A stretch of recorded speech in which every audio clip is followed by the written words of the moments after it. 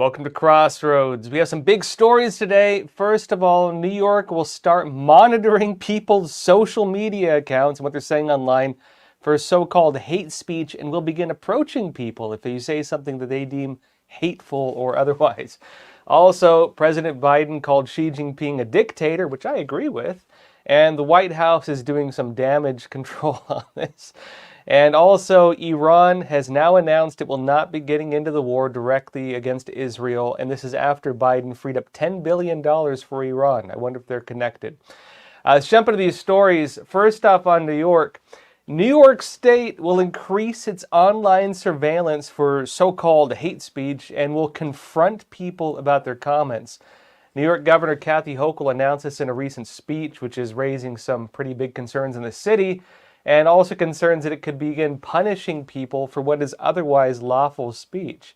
Let me show you the video of her first. Watch this. Also, we're very focused on the data we're collecting from surveillance efforts, what's being said on social media platforms.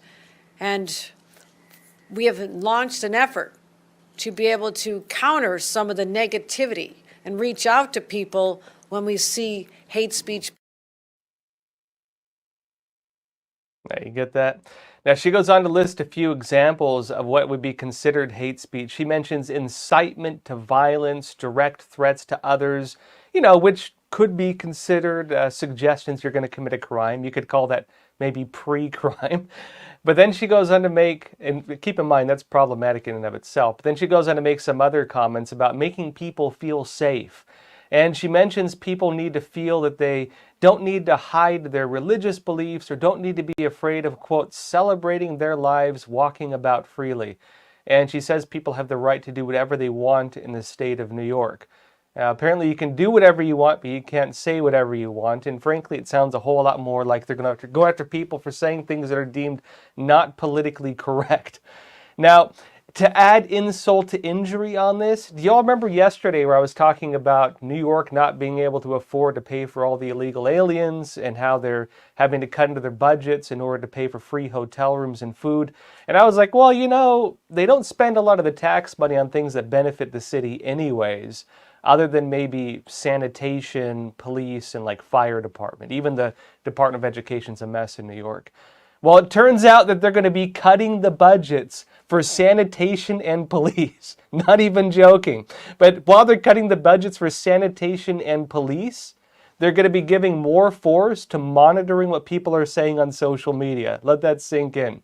Now, again, it really seems this is a lot more about, quote, hate speech and social justice, and they're treating it as if it was legal violations where, who knows where they're going to take it. That being said as well, though, this is part of a broader debate happening in the country right now.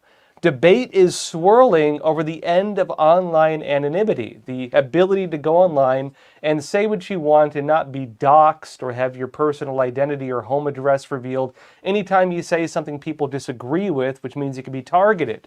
Well, Nikki Haley right now is facing criticism on these grounds. She's calling for an end to online anonymity. Watch this. When I get into office, the first thing we have to do, social media accounts, social media companies, they have to show America their algorithms. Let us see why they're pushing what they're pushing. The second thing is every person on social media should be verified by their name. That's, first of all, it's a national security threat. When you do that, all of a sudden, people have to stand by what they say, and it gets rid of the Russian bots, the Iranian bots, and the Chinese bots. You get that? Now, look, she's not the only one calling for this. There are actually a lot of other folks calling for it as well. Jordan Peterson, for example, has been a big advocate of ending online anonymity. And the idea is to make people own up to whatever they say on the internet. There are some real mixed views on this, though. Let's go, for example, to some of the cases on this. Doublick Mackey was just sentenced to prison for spreading so-called election misinformation. And what was that? It was memes about Hillary Clinton during the 2016 elections. Let me show you this. This is Tucker Carlson on it.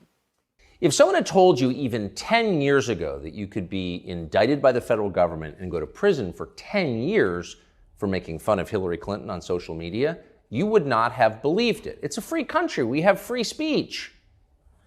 But it turns out not only is that possible, it has likely become much more common. because the actual war is over information. One of its first casualties is a man called Doug Mackey, who during the 2016 election made fun of Hillary Clinton on Twitter. Now, on that, I mean, what happens if you can't make political statements online? What happens when you can't tease the candidate you don't like? Both sides do it. Does that mean you should go to prison for it? And what happens as well when they have these programs to monitor social media and punish people for saying things that step out of line with whatever the prevailing narrative is? Remember, COVID misinformation, misinformation about the origin of the virus, misinformation about Donald Trump not colluding with Russia, and so on. All these things have since been shown to be the opposite of what we were told they were. It turns out we were being lied to by the powers that be on most of these issues, and the people who were telling the truth were punished for it. What does it mean then if your identity is public and people can attack you? You can have CNN, they were knocking at people's doors for comments they made online during the, after the 2016 elections for spreading, Russian disinformation and so on. What happens when that begins taking place? When you are pressured, when you are threatened, when your livelihood and your job are being pressured because of something you say online that some people disagree with? What happens then? Now, of course, there were other views on this. There are actually real cases, though, of foreign disinformation operations online, and some of these are deeply problematic. Let me show you some of this, because some of them do play pretty severe roles. This is CNN just recently. It says this. The Chinese government, and I've been talking about this for a while, has built up the world's largest known online disinformation operation and is using it to harass U.S. residents, politicians, and businesses, at times threatening its targets with violence. A CNN review of court documents and public disclosures by social media companies has found. It says the onslaught of attacks, often of a vile and deeply personal nature, is part of a well-organized, increasingly brazen Chinese government intimidation campaign targeting people in the United States, documents show. Now, look, I've been talking about this for years. The CCP has organizations directly working on this, among them the 50-cent army, which they call them in China because it's basically people being paid per post, roughly 50 cents. When they go and attack the enemies of the party or try to promote the CCP's propaganda online. They jump into comment sections on YouTube, they jump into tweets, they jump into different parts of the internet, and they promote the CCP's narratives and attack anybody who goes against them. Again, the 50-cent army. They also have the United Front Work Department and the Overseas Chinese Affairs Office, which work hand in hand in ways to promote the CCP's interests and to do leadership capture. And the Chinese Communist Party even has an entire branch of its military dedicated to political warfare. Now, some of this is finally being exposed at the high levels. The State Department just had something on it. Let me show you this. It says the PRC employs a variety of deceptive and coercive means as it attempts to influence the international information environment. It says Beijing's information manipulation spans the use of propaganda, disinformation, and censorship. And it says that unchecked, the PRC, People's Republic of China, efforts will reshape the global information landscape, creating biases and gaps that could even lead nations to make decisions that subordinate their economic and security interests to Beijing's. Now, that being said, influence in online information and culture, these things are what determine the direction of nations, especially when you have open societies like ours. In countries where people elect their leaders and choose, through the voting process, who is going to become the president, who is going to become the main officials in the country, who are going to be the representatives that go to Congress and cast their votes on behalf of the voters. All of this is informed by the information the voters have when they make their decision. And it's understood by countries like the Chinese Communist Party, like the leadership of China, that they can manipulate information to alter the outcomes and trajectories of countries. If you control the information, you control who people vote for. If you control the information, you control what people support and what they hate. Case in point right now, have you all been seeing what's happening on TikTok? I don't read TikTok or anything like that. But there are TikTokers right now going viral talking about Osama bin Laden's reasons for attacking the World Trade Centers. And there are TikTokers right now promoting this. They're siding with bin Laden. Now, remember, just a few years ago, we were told the Chinese Communist Party's manipulation of the algorithms on TikTok, because it's under China, keep in mind, that its manipulation of those algorithms could be weaponized by the Chinese Communist Party for information operations to alter public narratives, alter public discussions, and do things the CCP wants in America. And I will question, is the CCP intentionally radicalizing the American left right now? Is it intentionally, literally right now as we speak, making TikTokers go viral while promoting the reasons Osama bin Laden gave to kill thousands of Americans? Because that is being allowed to happen. And I'll question in New York, where Governor Kathy Hochul right now is saying they're going to monitor social media to target people for hate speech, is supporting the killing of thousands of Americans on her list. Real serious questions to be asking right now. Now, this being said, I just published a special feature on the CCP's programs for culture warfare and information warfare, tying into how it does these types of operations. Again, that's my special feature on the CCP. That's on EpochTV.com. This is a very important issue. My team and I went to South Korea to expose how the Chinese Communist Party is subverting the nation without using military force. Let me show you a trailer for that. The Chinese Communist Party is exposing its hand. The fingerprints can be found all over.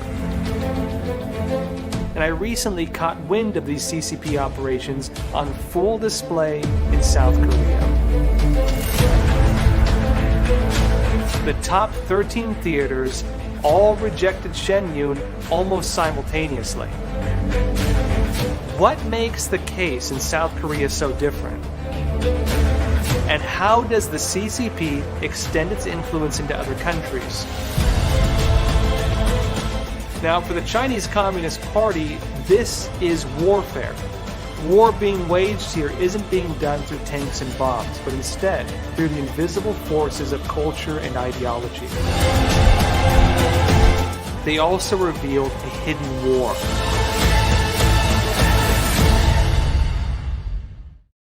Now you can watch that special episode right now. We premiered it last night. The link for that is ept.ms/CCP's Culture Warfare.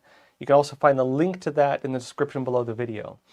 Now, on some other news, Biden just called Chinese Communist Party dictator Xi Jinping a dictator, which he is. And the White House is doing some damage control on this. Hey, good for Biden on this, but let me show you. Right, so during CCP leader Xi Jinping's visit to the United States, President Joe Biden called out Xi Jinping as being a dictator, and he said that Xi leads a communist regime with values that are very different from ours. Now, the White House looks like they're trying to do damage control on this, and Biden, it really appears to be standing by his statements. The CCP's reaction to all of this, though, is actually very telling about what's happening in China right now. Let me explain. Now, before we go further into that, let me just show you Biden's comments. This is what he said. Mr. President, after today, would you still refer to President Xi as a dictator? This is a term that you used earlier this year. Well, look, he is. I mean, he's a dictator in the sense that he is the guy who runs a country that is a communist country that based on a form of government totally different than ours. Now, after that, this is how the Chinese foreign ministry responded to Biden's comment. CNN has it. It says, when asked about Biden's latest comment at a Chinese foreign ministry briefing on Thursday, a spokesperson called it, quote, extremely erroneous and an irresponsible political maneuver which China firmly opposes. But he added, what needs to be pointed out is that there will always be some people with ulterior motives attempting to undermine China-U.S. relations, and they will not succeed in doing so. Are you getting that? What the Chinese Communist Party is saying right now is that they're just going to let this slide, they're not taking it personal, and that people are promoting it because they're trying to undermine China-US relations. That's not how the CCP usually handles stuff like this. And this is actually really, really telling, which I want to go further into. Look, last time this happened, because Biden did call them a dictator before, that was in June after the whole spy balloon incident, the CCP harshly criticized the United States. Now, let me explain this a bit. First of all, good for Biden. Good for him. He should be calling out the Chinese Communist Party as a communist, brutal regime, and he should be calling out Xi Jinping as a dictator. Good for him on this. And the difference right now, though, between now and June with the spy balloon incident is how the CCP is reacting. Now, back in June, you might remember, the Chinese Communist Party was very, very angry when Biden called Xi a dictator. And what the CCP is showing right now, where they're saying we're not going to let it get in the way of U.S.-China relations, demonstrates that the Chinese Communist Party appears to be desperate to get U.S. cash. They are desperate to make a deal with the United States. They are desperate to get foreign investment back into China. They are desperate to have the U.S. try to save their economy from collapsing because it is collapsing. And Biden, of course, maintained most of Donald Trump's sanctions against the CCP. But regardless of all this, the White House, again, you're wondering who's in charge. The White House is trying to do damage control on this.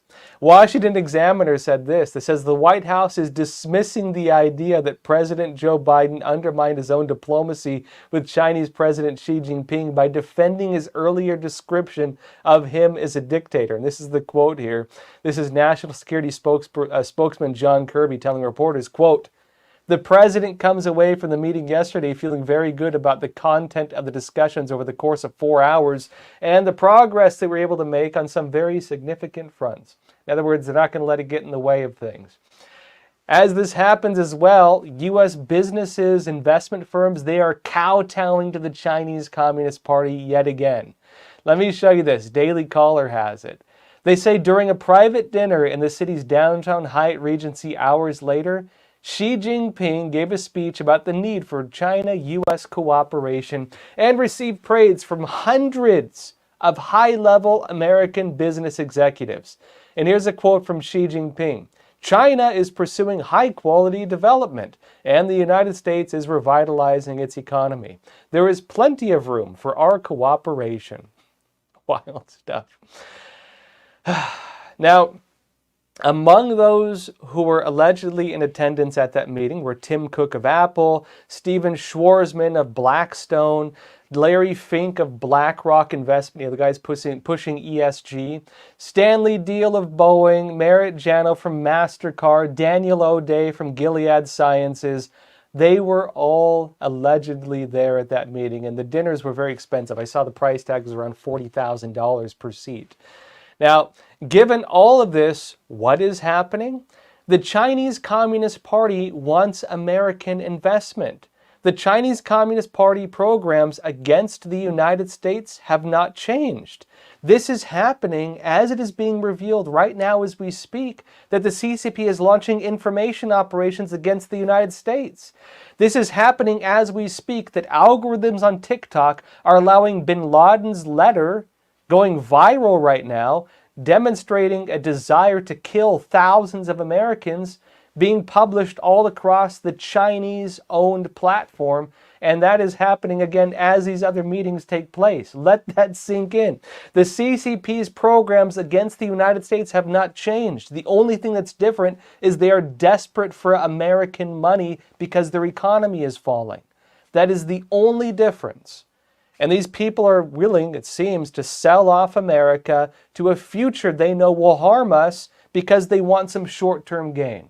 I hope they see through it. Now, with that said, let's jump over to Epoch TV. We'll be talking more about Iran saying it won't enter the war against Israel, notably after it got $10 billion unlocked by Joe Biden. I'll explain this a bit more. Before we jump, though, a reminder that my special feature on the Chinese Communist Party's unrestricted warfare programs, you can watch it right now on EpochTV Don't forget to watch it. I'll see you on Epoch TV for the rest of the episode. Experts agree. One of the best ways to protect against financial uncertainty is to diversify your portfolio. Learn how physical gold and silver can secure your retirement funds from today's economic challenges. With a gold IRA from American Hartford Gold, you can safeguard your wealth with no penalties or taxes when you transfer your current qualifying retirement accounts. Call now and our precious metals specialists will send you a free information kit, no cost or obligation. American Hartford Gold, a trusted industry leader with an A+ from the Better Business Bureau, has a 5-star rating from thousands of happy clients. Whether you are getting physical precious metals in a gold IRA or delivered to your doorstep, we offer only the highest quality gold and silver. For your peace of mind, we also offer a no-fee buyback commitment, a low price guarantee, along with free shipping and free insurance. So don't wait. Call the number on your screen today and secure your financial future.